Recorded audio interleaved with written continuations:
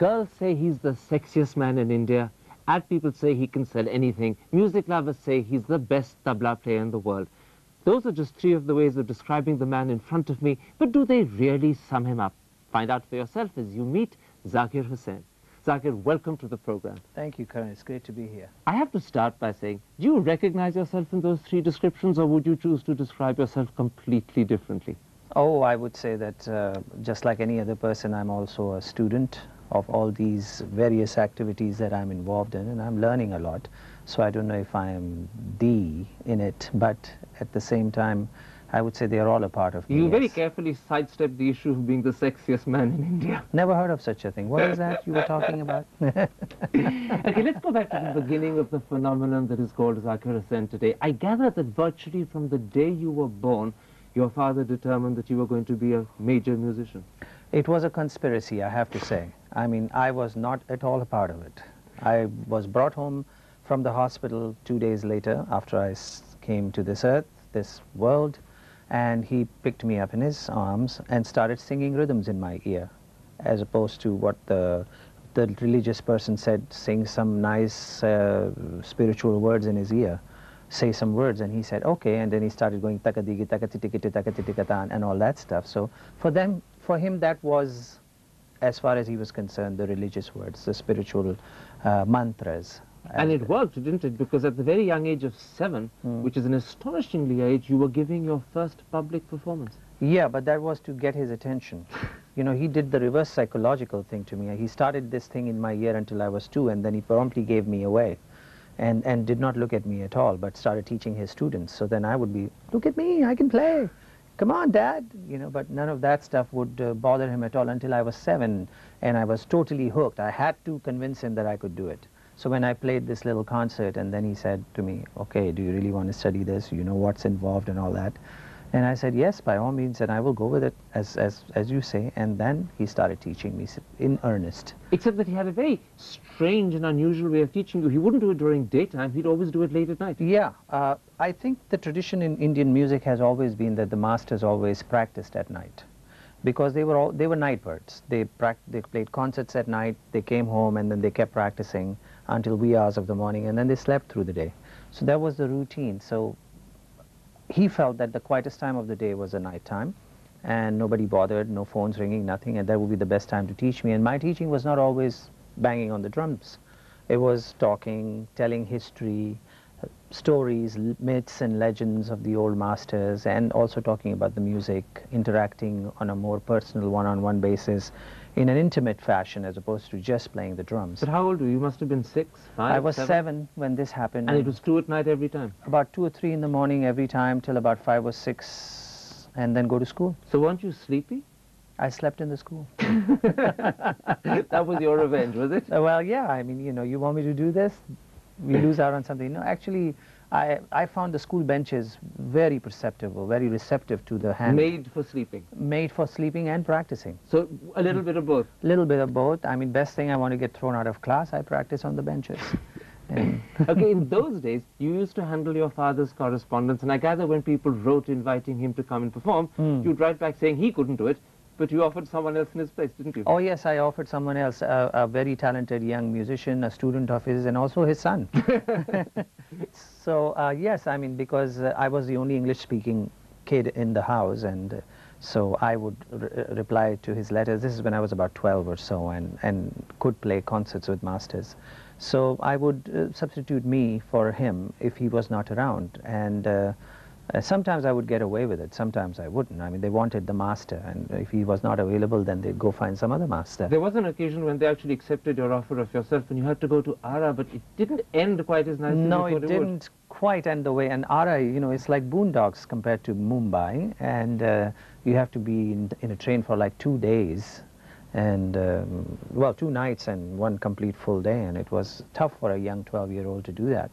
But I did, and I went over there with my tabla and arrived to play with a concert with some musicians who were there, and the organizer failed to receive me at the station, And it was simply because he just bypassed me. He didn't think I was the one. He expected somebody in dhoti, kurta, pan in his mouth, you know, kind of older. This kind of a little guy. boy, perhaps in shorts, wasn't what he was looking for. He wasn't looking for me. And then finally, he saw the bag, which looked like a tabla bag, and he said, "Are you with Zakir Hussain?" And I said, "No, I am Zakir Hussain." And he said, "Oh, I expected someone older." So anyway, he brought me in, and I played the concert and got off after having played the concert. And then, like all other musicians, I also started looking for the organizer, who had promptly left with all the cash. And you weren't paid? And I wasn't paid. So you were 12 years old I was in Agra 12 with no with money. about 12 rupees or 11 rupees in my pocket, and no way to get back home to Mumbai. And but there was one musician who actually helped me, in a sense that he brought me to Banaras with him, because he was a musician from Banaras. And in Banaras, I knew of a student of my father who lived there. So then I contacted him on the phone at his, because I had those numbers. I was lucky or smart enough to bring it with me because it was nearby. And then he arranged for me to finally get home. And when you got back, in firing range. And when you got back, what did your parents say? My father wasn't around, but my mother made sure that I knew that I had done some mischief in more ways than you could imagine. In fact, in those early days, am I right in believing that although your mother was very proud of you, she didn't really want you to be a musician? No way. I mean, in those days, mothers always wanted their sons to be doctors or engineers. Nowadays, it's cricketers or musicians, but in those days, it was doctors or musicians. It was also, wasn't it, because musicians weren't the most highly paid profession at the time? We were like, yeah, and also the music was not as widely received and accepted as part of the way of life today as in those days. And even in the realm of music, the tabla players were like second-class citizens. They came later. It was important for her to think that I would have a profession I could fall back on. She wanted something better for herself. Something better, 9 to 5, and steady income coming home every month. And that was important for her because, I mean, she had spent most of her young life waiting for my father to bring home the bacon. So she didn't want to have to worry about that with me, and she wanted me to have a better life. And in that, she became partly successful in the sense that she actually helped to educate me, which was something that... She was the one who insisted that school was go important. to an English school and study English and, all that stuff. So if your father was the person who actually ensured that you became a musician, your mother is the person who ensured that you got educated, that you were able to stand up for yourself. Stand up for myself and be able to interact better with people all over the world. And so they both accomplished together what was needed for me to be able to be here. Take me back to those early days. What sort of family was it that you were born into? Oh, well, it's a Muslim family. My mother is a very conservative Muslim, and my father, although he is a Muslim, he's more a musician, so he's a Sufi in a way, because music in India is a concoction or confluence of Hindu and Muslim culture. So it's a way of life on itself. And we grow up worshipping Saraswati because she's the goddess of music, and we believe we are all pujaris of Saraswati, and the music has been handed down from Shiva's damru to Ganesha's pakhavaj to Krishna's flute, and so all that comes together. So here you are in a Muslim family, and then you have these other elements involved in there. So my mother, frantically trying to make sure that my sisters go to a Islamic school and study Urdu and Arabic and blah blah, and my father making sure that I go to concerts and listen to music, and all his students are Maharashtrians or Gujarati and whatnot, and I'm basically mixing in that and coming back home and going to a Catholic school. It sounds like a very liberal, eclectic, and so different to the traditional background Muslim children have. Exactly. I mean, and that's the way I was brought up, and my father, I guess, was instrumental in providing the liberal attitude along with the tradition of music. So there were roots, and my mother brought in the tradition of a family of certain cultural roots, like being a conservative Muslim or something. So there were both traditions kind of coming together, gelling together, and I think I was lucky enough to not get totally confused, because the third one was the Catholic school, where I had to go to church on Wednesdays and attend the novenas and Saturday masses and stuff. So it was rather confusing for me to be, as a child, wondering where my allegiance lay. for a while, but then I figured it out that my allegiance was to the music, and that was the way of life for me. And as you say, allegiance was to music, and that allegiance took you right to the top. But tell me, today you're not just a major star. Often when you're playing, you're a bigger star than the person you're accompanying, and yet within the context of the performance, you are strictly an accompanist. Is that a contradiction, or is that where the trick of being a tabla player lies? It is a challenge as a tabla player to be famous, to be well known, and then to be expected to entertain when you're on stage and show your stuff when you're playing, keeping in mind totally that you're playing with somebody where you're not supposed to take over. So it is kind of a difficult thing to be patient, to curb your desire to display your wares, and so in the context of playing with a musician like Ravi Shankar ji or Ali Akbar Khan or Shiv Kumar Sharma or anybody, I'm strictly an accompanist, so I'm subordinate, I'm following them. But at the same time, I'm an important part of the performance in the sense that from a little bud to a complete bouquet, we have to harvest the field together. We have to make this happen together. When a musician is performing and I'm playing with him, within the first minute or two, I have to judge and analyze what this musician is feeling at the time, what he's going through, and what he's trying to express through his music, his temperament, his feelings, his emotions. And so in that sense, I'm almost a psychiatrist. Hearing you speak about it, you make it sound so easy, but I imagine it's actually quite difficult. It is quite difficult in the sense that to get to that point, I must know each and every aspect of the music. So I must know what folk music is, what classical vocal music is, what classical instrument music is, what dance is. And what happens when things go completely wrong? Has that happened ever? It has happened. Things do fall apart every now and then. I mean, you just don't sleep at night and you hope that it will never happen again. But you do tend to run into situations where you meet a musician and you've never played with him before, and the guy comes up with something so unusual and unique, and you're like, what do I do? So you sort of, you hang on for dear life and hope that he, after a few minutes, realizes that, it better come down to something more accessible. And this has happened to me with people like Ravi Shankar or Ali Akbar Khan, because they're so incredible musicians, and they come up with some fancy stuff where, you just like totally at sea. Well, I want to come up with some fancy stuff if I can, but I want to do it now by taking you in part two into the world that opened up for you when you went abroad at the age of 19. Let's take a quick break and come back and talk about what America and the West has meant for Zakir Hussain. By all means. See you in a moment. Don't go away.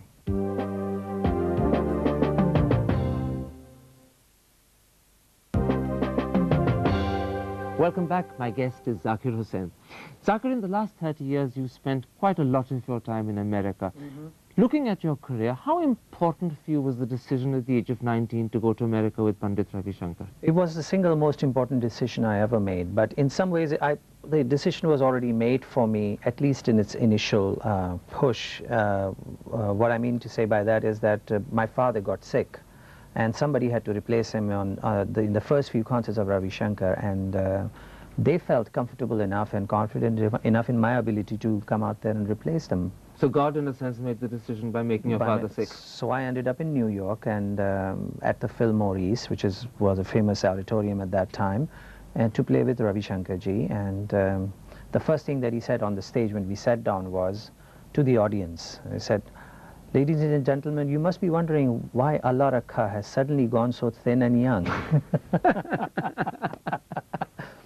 And then he said, well, it's not Allah Rakha, but in a sense his spirit is here, this is his son, blah, blah, blah. And then I played the concert, and then we did a few more. But the one interesting thing that happened, and Ravi Shankar ji was instrumental in that for me, was that he said, so what do you want to do now? And I said, well, I guess I have to go back home. And he said, well, you're here, and there is an opening at the University of Washington in Seattle for an assistant professor for music in the world music department, the ethnomusicology department. And you were only 19? And I was 19. And they want you, do you want to go?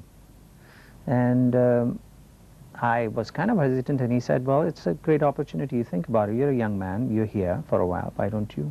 So in a way, he helped me to make my decision, and so I went, and there I was at the university, and God, the whole world opened up to me. I mean, I did not realize that there was so much there which we don't have in India, available to you at your fingertips. And you dabbled in a lot of it. I mean, in a sense, one of the things you did in a big way was to get involved with fusion music. Oh, Shakti, the Diga rhythm band, Yeah, planet that drum. was the next step to it. But when I first arrived there, I suddenly, you know, when you leave India, you have this attitude. The attitude is, I am the keeper of a 5,000-year-old tradition.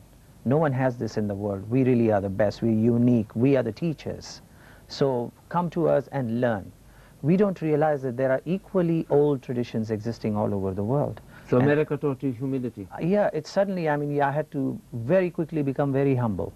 And, you know, I used to stand in front of the mirror and say, I'm humble, I'm humble, I'm humble, 500 times. And then I graduated to, I'm very humble, whatever.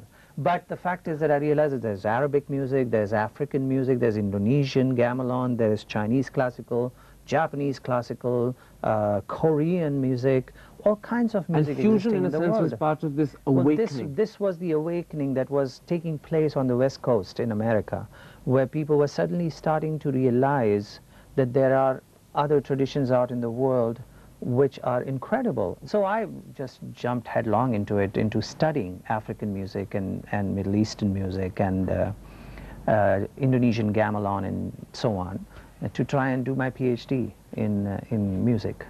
But you know, it wasn't just world music that you entered, you also began something else. You began later on to contribute to films. You did the music for Apocalypse Now, for Little Buddha. Yeah. Was that a natural step, or was that an offer you just couldn't refuse? It was a natural step. You see, my father was a music composer for Indian films here, so I grew up listening to that happen. So the bug was there. I mean, Indian films, and I played in a lot of Indian film songs and stuff. So when I was abroad, there was this kind of a thought that existed that I want to explore every possible venue in terms of music. So playing fusion music, like working with the Grateful Dead or Shakti or Van Morrison or Earth, Wind and Fire and stuff, was happening at the same time. But Mickey Hart, who's a great old friend of mine, who's a drummer for the group called Grateful Dead, and I formed a team together, and he was the one who'd find work because of his name, and so he brought Apocalypse Now to us, because Francis Ford Coppola lived in the Bay Area. He still does, and so he gave us the film, and then we put the music together. In fact, in the film, the last 12 minutes of the film where Marlon Brando gets killed is totally done by me. And so when that happened, I got an opportunity to do that, but the bug was already there from India, so it seemed like it was a natural progression. And then I did Merchant Ivory's film, and then recently Little Buddha with Bertolucci. Now, ought you call it a bug? It should be called a flower, because it's blossomed on so many different occasions. I gather you even did the Olympic music in 1996. 1996 Atlanta Olympic, we got to do the opening ceremony of the film along with John Williams. John Williams was the next piece, and ours was the very opening piece of the music, and it was called Call to the Nation. And it involved 400 drummers and 100 singers. That's all. Just drums and voices. Okay, while all this was happening and coming together, your life also was, in a sense, in an emotional direction changing. You met the lady you married, Antonia. Yes. How did you meet her, and what made you fall in love? Well, I was in California at the college teaching music, and she came there to study Indian dance. Kathak dance, classical dance, and she's a lady who was born in New York and of Italian origin, but she is really into India and Indian stuff. So in the early 70s, she came to California to study classical Indian dancing, Kathak, and I ran into her and promptly invited her for a burger. And and then we got together, and we sort of saw each other off and on for a few years, until we finally decided to you know, live Your together. parents on both sides weren't quite in favor of it initially, but then in the end, I gather your father helped resolve the problem. Yes, because of his liberal nature and having traveled all over the world, he was more open to this idea, and he loves Tony. He thinks she's just fabulous, and so he helped decide it, but we had to go through 3 different ordeals. We had to... One of which was a secret marriage as well, because you married without them knowing. Without them knowing, the civil one first, and then we had to do the church wedding, and then we had to do the Muslim wedding, so... So you're a much married man. Much married man, 3 times, and... but always to the same wife. Always to the same wife. I don't know how that came about, but there it is, and I'm very happy. Zakir, you've had a lot of recognition in your life, and well-deservedly so. You won the Sangeet Natak Academy Award, you won the Padma Shri, you won the National Heritage Fellowship. Yeah. But I gather you found out about the Padma Shri in a very unusual, strange way. Oh my God, what an... In fact, the finding out about it was much more meaningful to me than actually going to receive the award, because I was, you know, they announced the Padma Shri Awards on the night of the 25th for the newspaper to come out on 26th morning. So the newspaper comes out about 3 or 4 in the morning, and there was a concert at Xavier's College, Quadrangle in Bombay, and I was playing with Ravi Shankar, and my father was sitting in the front row in the audience, and the Times of India printing is like a block away or something. So at about 3:30 in the morning I'm playing, and suddenly this man comes running. He's got a paper in his hand. He runs over to my father in the front row, which is a no-no when Ravi Shankar ji is playing, and whispers in his ear. My father jumps up, and then he runs over to the announcer guy, and I'm wondering what's going on. I thought maybe somebody died, something happened, what's going on here? And then they waited till Ravi ji finished, and then this announcer ran over to the stage, and he whispers in Ravi ji's ear. Ravi ji smiles, puts his sitar down, looks at me, looks at the audience and says, "Ladies and gentlemen, Ustad Zakir Hussain," that's the first time he called me an Ustad, has just been awarded the Padma Shri. And everybody erupted, and then my father just jumped up on the stage with a garland, and he garlanded me, and it was a very specially emotional experience for me. It's absolutely amazing. You've achieved so much, and yet you're not even 50 years yet. Is that a source of satisfaction, or sometimes do you say to yourself, my God, I've got so far, where do I go now? It's a very, very difficult thing. I mean, sometimes I'm worried, I'm afraid, I fear, where do I go next, what do I do? But the fact is that I go and see my father, who's 81, and he sits on his drum and he becomes 41. He becomes a young man. I mean, it's like rejuvenation. It's like he's plugged into... He remains an icon you're going to follow. I'm going to follow him, but at the same time I realize that he's still learning. And I realize that there's more. There's miles to go before I sleep. And its secret is keep learning, keep sorting things out, make it possible for people to understand it, simplify the learning process. There's a lot to do. Zakir, you said there's miles to go before we sleep. Unfortunately, there's not miles to go before this interview ends, but there is one thing I want to ask of you. I believe one of the things, maybe you're not learning publicly, but you sing, and no one's heard Zakir sing, so sing for us something. Sing for you. Okay, what should I sing for you? A song that I composed, okay? रात ढलने लगी, बुझ गए हैं दिए, राह तकते हैं हम, जाने किस के लिए. Let me take a line of yours and say, Wah Ustad. Zakir, thank you very much indeed. It's a great pleasure.